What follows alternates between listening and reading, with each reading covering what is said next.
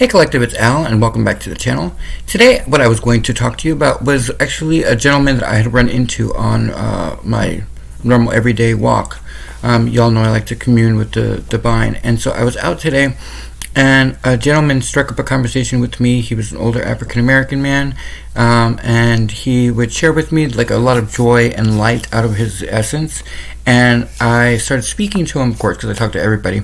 Everybody always has something to give you a blessing when you interact with them, right? And so I was honoring his soul by listening, and he was telling me how he was homeless. You wouldn't have been able to tell, obviously, but in this particular case, because just of who he was. And he explained that he technically lived at the VA. He's a veteran. And that he's going through a tough time, but that doesn't stop him. But he considers himself homeless because of the fact that he doesn't actually have a home proper.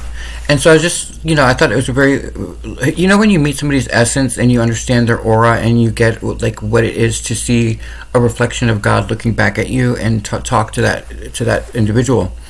And so as we're talking, the bus came, and so we got on the bus, and I was heading down to Santa Monica Beach, and obviously we sat in different places because we didn't have any room, and the whole COVID thing.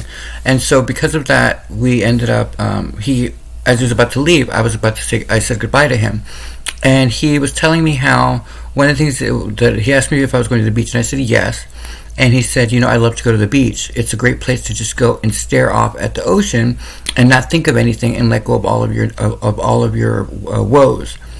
And I said, oh, really? And he shared with me that he's 55 years old, and that he even goes to arcades down at the pier in order to play the video games, just to have some fun.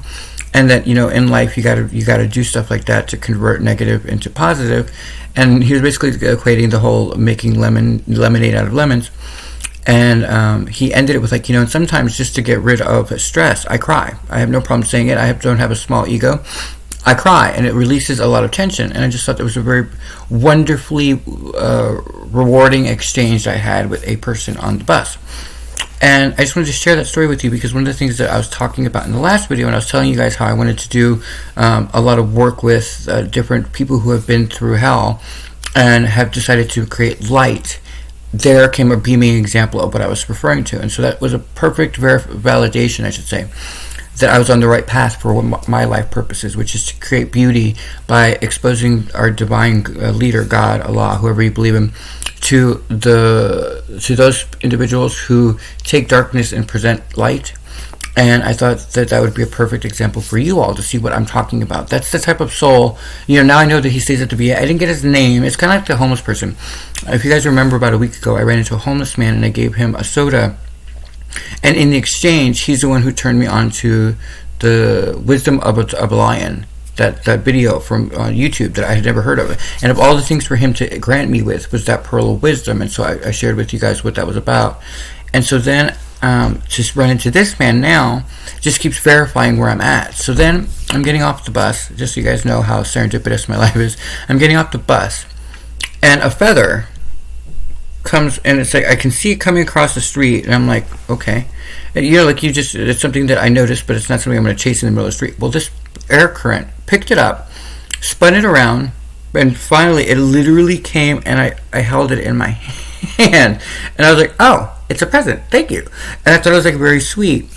And so I put it in my bag here, and I just wanted to share stuff like that with you because, if you believe in heaven and all of that stuff, then you understand that God kind of gives you blessings in various different ways. And so the fact that this feather came to me literally from across the street and flew in my direction, I thought was kind of, especially because of the size of it, right? And so I received this blessing, and I was very gracious about it, and I was grateful. And I just started thinking about my path and how I honestly just think that the best thing that we can do as a collective is find our peer group that wants to do what I want to do, which is to bring the beauty of our world to light. And so in that honor, I wanted to do something with you all, which I want to call the Architect's Challenge, which is for all of those of you who walk with the divine, go out and spend a day, if you can, with either your children or just yourself, and your husband or wife or whatever. And when you go out, instead of going to like just see the plants or the trees and stuff, why don't you go, if you're especially in an urban area, and start looking at the architecture to the buildings in your neighborhood and notice the intricacy and the design to it, because we work for the greatest architect ever, right? The creator of all things, source, Allah, God, whatever you pray to, created us from nothing. And so I thought in the moment, what would be a better way to pay homage to the divine than to actually go and pay close attention to how things are built, how things are connected to each other, the designs to the cherub babies. If you see like a really big, beautiful high-rise and you look up and there's like cherubs and stuff, and how much detail it takes to do stuff like that. Because if you understand that we work for the grand design and that we work for the greatest architect ever, then maybe you'll find the beauty that I see every day as I walk around heaven. And I know most of you call it earth, but for me it's heaven. And so, because then what you'll immediately do is your eye line will bring down towards the earth, and you'll start to see the intricacy in all plants, and then you'll see the intricacy in people's faces. And so you start to appreciate all of God's creation that much more. And so I thought that would be a really rewarding experience for those of you who are interested in doing so, because it really uplifts you. Because you realize that things like, I want to do like when the whole show gets on the air or whatnot. I would love to do like a scholarship program for architecture, because I realized that what better way to connect education and science and faith all into one grouping than to reward those who are on the path to architecture, to creation. Because if we understand how a building's created, or how humans are put together, or the intricacies of the detail in our faces, then you are more likely going to be either an architect, or you're going to be a painter, because you'll understand dimensions and proportions, or you're going to create canvas of some kind. And so your ability to project God's own beauty back to the divine will be that much more intensified, because you will understand how everything works. And so then as I was walking, I started to think about Disneyland and stuff like that, because I remember thinking about like how roller coasters work. And I started to kind of like go off onto the thing about the, why don't we have those places open? And so, and on that note, here's a word from your sponsor from above. If we insist on going down this road of fear over the virus, or just over the cold, I should say, the virus that it really would, okay, I'm not going to go into the digression there, but we all know how I feel about this.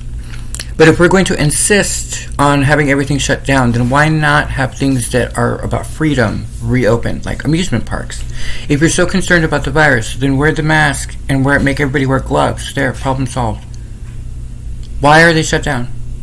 You have restaurants open. Well, not all restaurants. We made sure that they annihilated all of the middle class. All the mom and pop shops have been closed, but all the major corporation chains are open. So we can still go and eat outside without gloves, without masks, but we can't go to an amusement park with masks and gloves. And that's a word from our sponsor. So just stuff like that. But if you go, and so that literally came from the fact that I was walking around and I was looking at the great details to all the buildings, and how, like I said before, God works through us. We are His replication here on the planet, doing His bidding. And so though a lot of people choose to be negative and little and bitchy and all that stuff, and woe is me, I didn't do this, or I didn't get this, or blah blah blah, I choose to walk with the light, and I choose to show the beauty that people create. And so I just wanted to give you a couple of examples of that. And then the other thing I wanted to point on that whole thing with the roller coaster from our sponsor was I noticed something else. I finally understood what it is that humans and horses share in common. I don't know if you guys noticed, about a year ago I had made a comment, and I've done a couple articles where I've made mention that it's very interesting that the two species on the planet that have missing pieces to their timelines are humans and horses.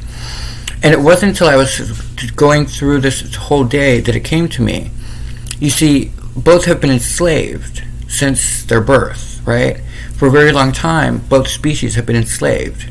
And if you remember, humans have missing chunks of their timeline that we don't account for, that we don't know enough about, right? It's almost like they've been erased.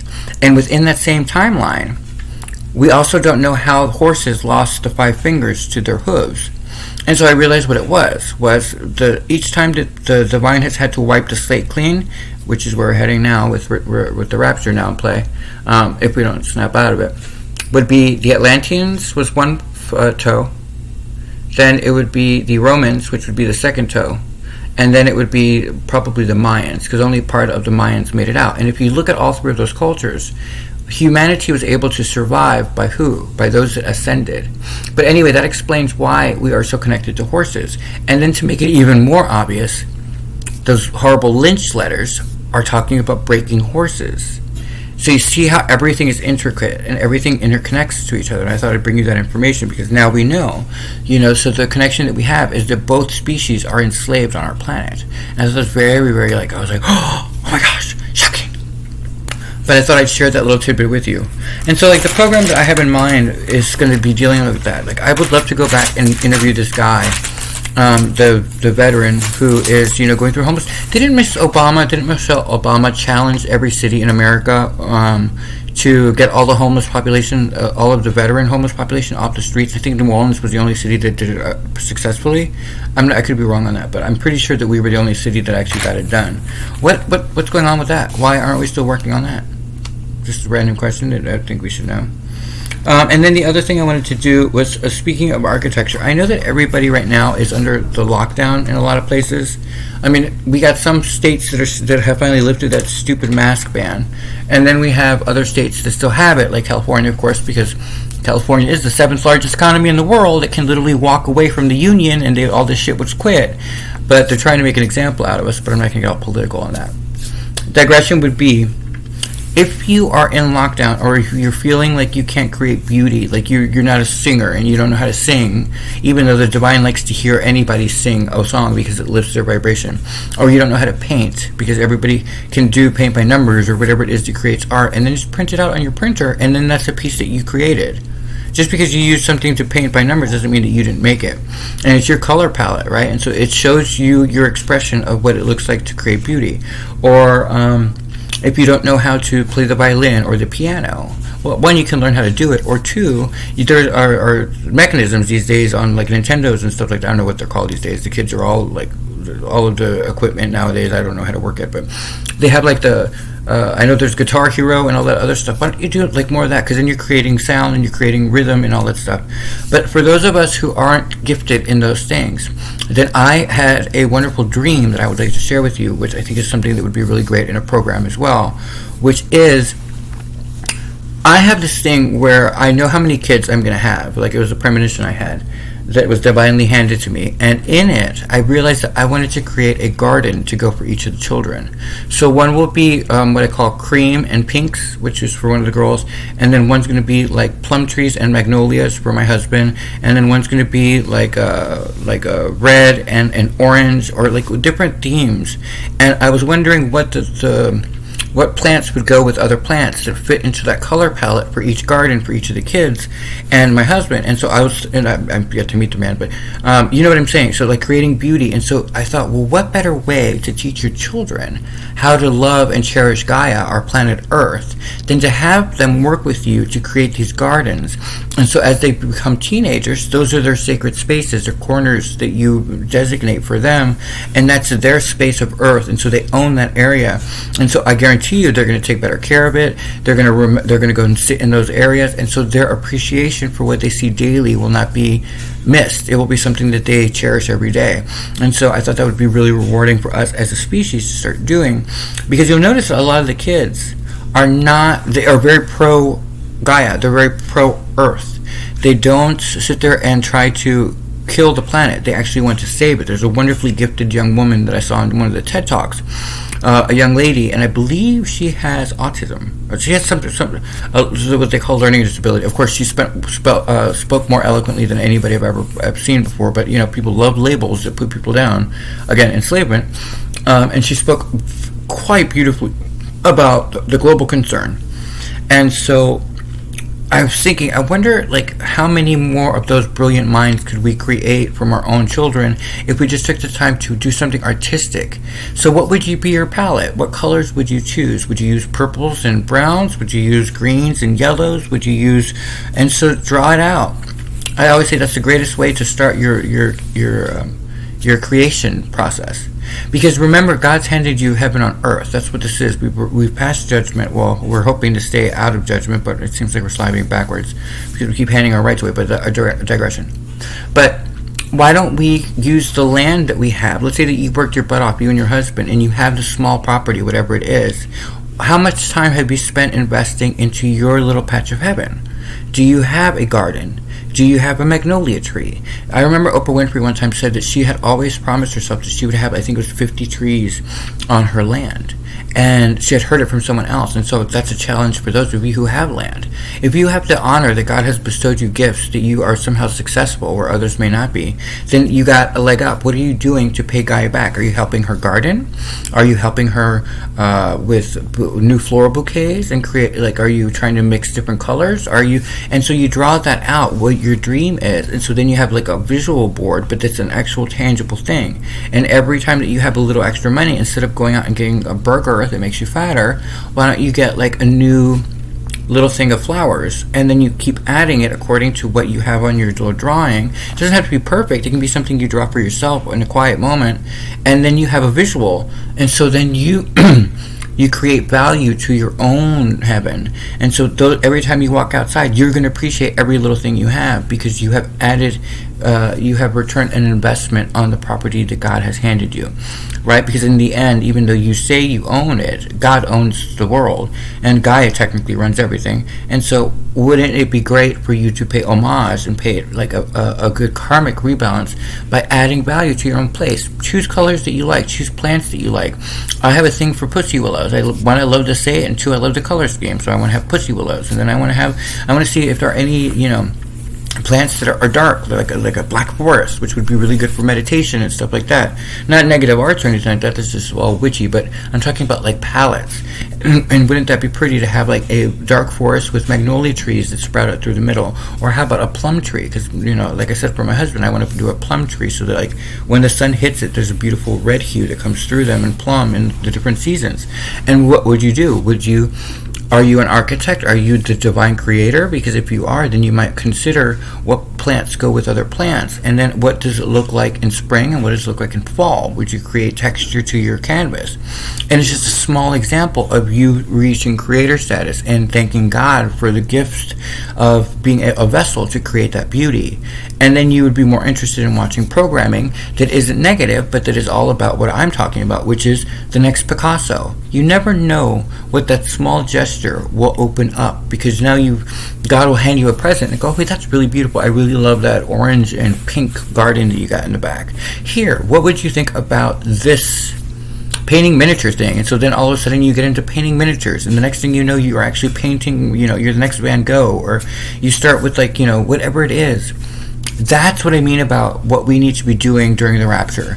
Instead of worrying about the fact that it could be the end, why not worry about it could be our beginning? Every end has a beginning. And in all three cultures where the horse lost a toe and that they got wiped clean, there were still those who ascended, who made it. Those were the chosen of those groups. So if we as a collective can band together and start working to create harmony, beauty, love, light, peace, and all of that stuff, peace is relative, but you never want anybody to hurt your family, but that's an aside. The point is, though, that if you focus all of your energy on that, then you have a higher chance of being the chosen. And so then it won't be the entire population again that gets wiped out. It'll just be the pockets that just aren't getting it. And you see what I'm saying? And so why not improve our chances by starting to think small, like, okay, a plant, like a rose garden. Are we so needing an immediate gratification that we can't envision what it would be to have a beautiful garden that reflects our colorscape and our mood and what our textures are? Because can you imagine walking out every day to something you planted 5 years ago, and then this year is when it all blooms, and now you see your own beauty looking back at you? Then you will understand God. Then you will register what this is all about. Why we're here in this academy, if you will, is to be creative. And then, what was the other thing I wrote down? I wrote another note here. I also wanted to say, like, for those of you who are having, because I see a lot of major corporations that are big money, and not all of them, but a lot of them, like, if they're still in business, they took mom and pop places. Why not do something more altruistic and start helping your communities? If you are, like, let's say a FedEx or an IKEA, since you're still surviving it and a lot of mom and pop places didn't, why don't you pick a town instead of a charity per se, and or pick a charity that deals with helping mom and pop places come back to life? Why don't we do that? If you want to impress me, that's where my head's at. Like, why don't we go and start helping different towns, place to place, I don't know, Arevalo or places that send in information, and we create the beauty of being the corporation that made it. Well, let's pull the next person up. And so then you go and you pick out like 4 different if you're a restaurant like IHOP, why don't you go and like help mom and pop pizza place in your neighborhood town, and then like a spaghetti place, and then one of those are too Italian, but you know what I mean, like Mexican, Italian, Chinese, like pick and just do that. Or if you can't do that, then why don't we start working on smaller stuff? Like, why don't each of us in a neighborhood block, like on a street, once a week, whatever house is that turn goes out and just sweeps their side of the street. That's it. Once a week. One person, or it's usually a husband and wife, or husband, wife, whatever, or the kids, whoever it is, goes out and sweeps, and everybody knows that every week there's a calendar. And so like what you do it like once, because there's usually 6-7 houses on a block, so do the math. You would have to do it maybe once or twice a month, and then your street would be flawless, and you would be saying to Gaia, I'm worthy of staying, I'm not redundant, I'm helping keep the planet clean. Or if you are able to recycle, then go out of your way to make sure people are recycling. If you see somebody texting, on the phone, fucking take your phone. If you're walking, take a picture of the phone on your phone and send it to the cops and be like, this motherfucker, because your kids are walking into the street. Again, we're not trying to sacrifice our children, and that seems like we're policing each other. But there's certain things that kill other people. That's when the community needs to band together. If it's something like, like they're playing loud music, well, that's their car. They can do what they want. But if they're texting and they run a stop sign and you see it, then what if that was your kid walking across the street at that moment? Don't wait for the tragedy, for the karmic lesson to bite you in the ass. Do something proactive. Talk to the neighborhood watch about making it mandatory that if you see this, that you take a picture of the person. And then make it a community thing. I mean, yeah, I get it. Everybody wants to be all terrified, but you're so afraid to live that there's all these things falling away. And when you wake up, I'm just nervous that we're not going to be able to balance back, because now that the rapture is upon us, you're supposed to be doing things that get you into the gates, not get you further away from the gates. You know what I mean? And so that's just what I wanted to say. I know it seems a little trite and a little simplistic, but like I said, so many people, like if you ever want to see the next CEO, who's a perfect example of this? Tyler Perry. Sorry, I don't mean to point. Tyler Perry went through a very hard time in his life where his faith is the only thing that got him through. And look what he did. That man will never stop working, ever. He will continue, and the brilliant gifts, and the divine keeps handing him idea. Well, I mean, it's him, but the divine keeps giving him opportunity because he keeps saying, there's nothing impossible. Go and do this. And so he does it. And look at the empire he's built. You see what I'm saying? So that's why I wanted to look at people who have been through hell, because they will appreciate that they're already in heaven. The only thing they're adding is value to heaven for God. You see what I'm saying? Instead of me, they're doing stuff that creates harmony. Like with him, who doesn't love Medea? Who doesn't laugh out loud at Medea, or one of the wonderful TV shows he's got?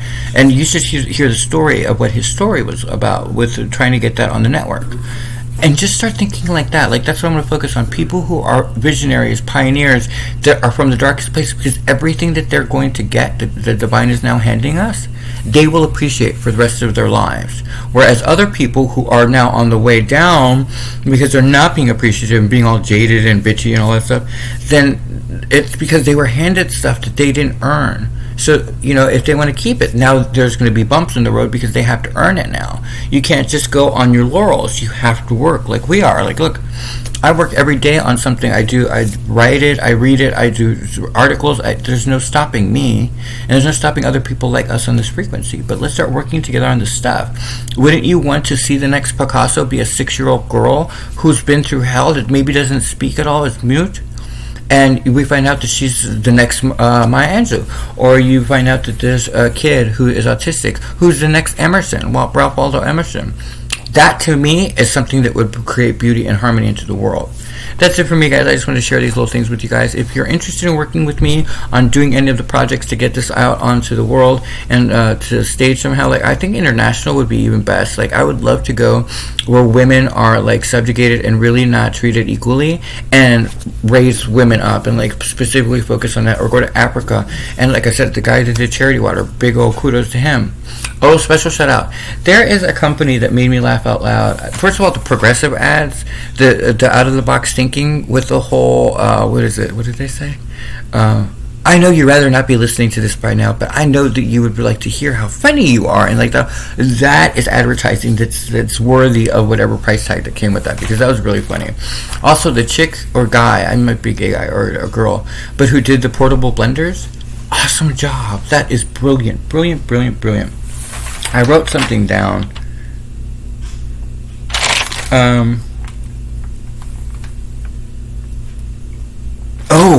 The inventor who created the walking cane that turns into a chair. How did we not think of that? See? That's brilliance. That's creation. And I'm sure you're a millionaire now, because the Divine thought that was hysterical. You did something that was so. How many people have seen us watch older people walk with a cane, and nobody ever thought to convert it into a portable chair? Good job. Like, let's start working with people like that. That, not people who are on the verge of wealthy, people who have no shot in hell, but that do it anyway, and then reward them in the world so that people see, if you try, if you dream it, the Divine will hand you what you need. Anyway, that's it for me, guys. Have a good night. Bye.